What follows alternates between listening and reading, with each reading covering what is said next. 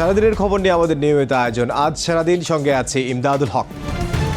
নির্বাচন ও বিএনপি নিয়ে ডক্টর ইউনূস যে বক্তব্য দিচ্ছেন তাতে সরকার প্রধান হিসেবে তাকে নির্বাচন করা ভুল ছিল বলে মন্তব্য করেছেন বিএনপির স্থায়ী কমিটির সদস্য গয়েশ্বর চন্দ্র রায়। আমির খসরু মাহমুদ চৌধুরী বলেন, অন্তর্বর্তী সরকার কি করলো তাতে কিছু যায় আসে না। নির্বাচনের মাধ্যমে জনগণের সরকার প্রতিষ্ঠায় বিএনপির লক্ষ্য। অনিবন্ধিত কয়েকটি রাজনৈতিক দলই নির্বাচন চায় না বলে অভিযোগ করেন তিনি। বিএনপির আরেক স্থায়ী কমিটির সদস্য সালাউদ্দিন আহমেদ বলেন, যারা নির্বাচন চায় না তারা বিএনপি নেতাদের দেশদ্রোহী ও অন্য দেশের এজেন্ট বলছে।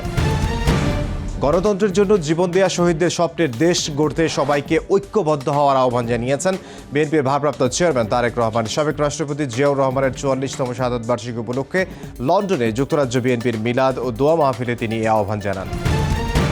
নিবন্ধন ও প্রতীক ফিরে পেতে জামায়াতের করা আপিলের রায় কাল। প্রধান বিচারপতির নেতৃত্বাধীন 4 সদস্যের বেঞ্চের কার্যতালিকায় 1 নম্বরে রয়েছে। আইনি লড়াইয়ে জয় পাওয়ার আশা করছেন দলটির আইনজীবী।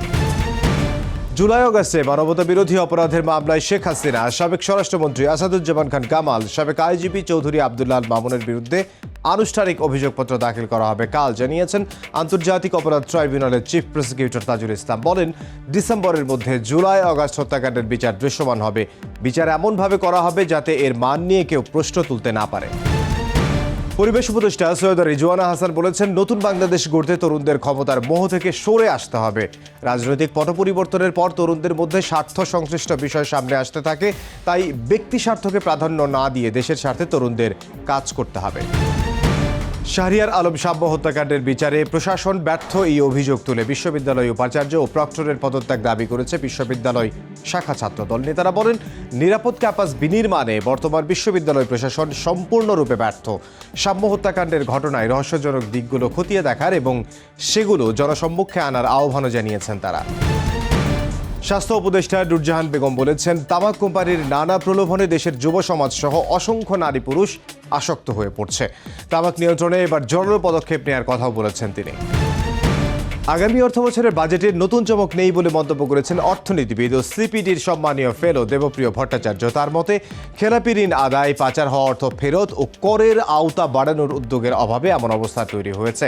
দুর্নীতিবাজদের জব্দ করা সম্পদ বাজেটে যুক্ত করা গেলে নতুন চমক হতে পারে বলে মন্তব্য করেন তিনি। 5 লাখ অভিবাসীর বৈধতা প্রত্যাহারের অনুমতি দিল যুক্তরাষ্ট্রের সুপ্রিম কোর্ট। একই দিন মার্কিন প্রেসিডেন্ট জানান, হার্ভার্ড বিশ্ববিদ্যালয়ের সঙ্গে বিরোধ চললেও তিনি চান বিদেশি শিক্ষার্থীরা যুক্তরাষ্ট্রে পড়াশোনা করুক। ডিওজির প্রধান হিসেবে ইলন মাস্কের শেষ দিনে তাকে ধন্যবাদ জানিয়ে প্রেসিডেন্ট বলেন, মাস্ক ভবিষ্যতেও প্রশাসনের সঙ্গে যুক্ত থাকবেন।